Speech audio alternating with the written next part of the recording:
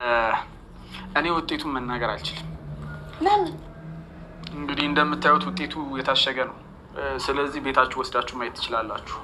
ዶክተር፣ አንተ ብትነግረን ችግር አለው? ያው የእናንተ ፈቃደኝነት ነው እንጂ እኔማ መቻል እችላለሁ። ታዲያ እንደሱ ከሆነ ክፈተውና ንገር።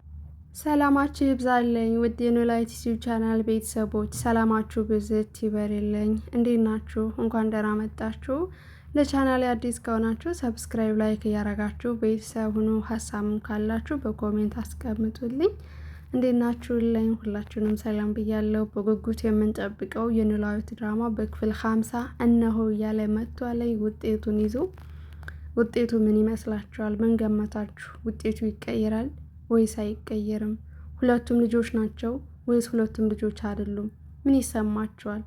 በጉጉት የምንጠብቀውን ያክል ህይወታችን እንደዚህ ጓጉተን ብንጠብቀው ምንኛ በተለወጥን። እውነት በጣም ነው ሁሉም ሰው በርብርብ ነው የሚጠብቀው። በጣም አጓጊ ሰስፔንስ የሚያደርግ ነገር ነው። ግን በጣም የምንጓጓላት ነገር ደግሞ ትክክል አይመጣም።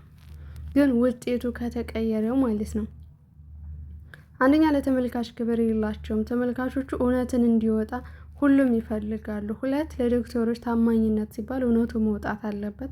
ዶክተሩ በገንዘብ እንደታወረ ምንም ጥያቄ የለውም። ሀናን ከአንድም ሁለቴ ለመብላት እያጭበረበረ ያለ ነው።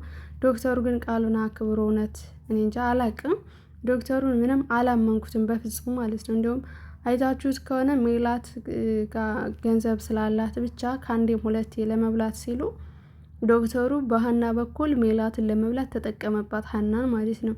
በአባቷ ሕክምና ምክንያት ከእጥፍ እጥፍ ጨምሮ ያንን ለመብላትና ሀናን ደግሞ የጠቀመ መስሎ ራሱ እንዲጠቀም በገንዘብ እንደታለለ ያሳውቃል። ሀና ደግሞ ይሄ ነገር ትክክል አይደለም እያለች የሚሰማት ስላጣች ወይዘሮ ሜላትም በጣም ሀናን ስለተጫነቻትና ሀና የምትላት በሙሉ እየሰማች አይደለም።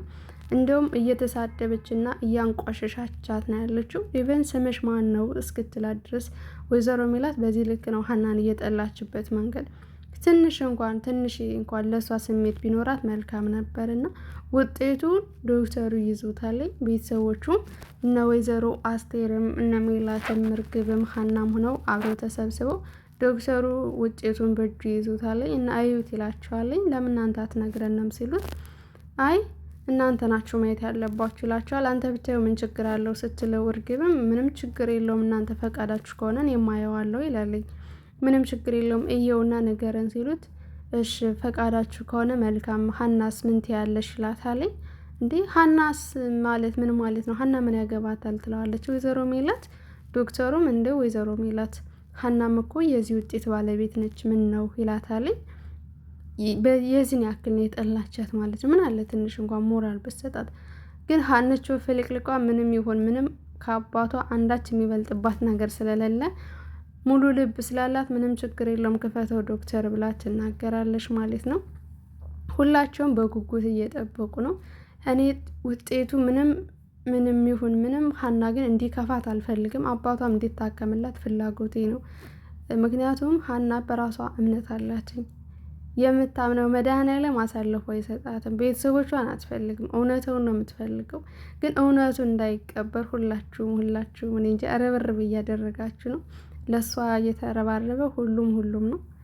ሰብስክራይብ እናነሳለን የሚሉ አሉ። ውጤቱ ከተቀየረ እውነት ተዳፍና ውሸት እንዲገና አታድርጉ። እስኪ ቢያንስ በድራማው እንኳን እውነቱ እንዲወጣም አድርጉ የሚሉ ብዙ ልጆች አሉ። ግን ዶክተሩ ጠሟለኝ በገንዘብ ነው። ገንዘብ የማይቀይረው ነገር የለም። ሀና ላይ ያለው ጥላቻ ከአይኑ ገና ያስታውቃል ማለት ነው።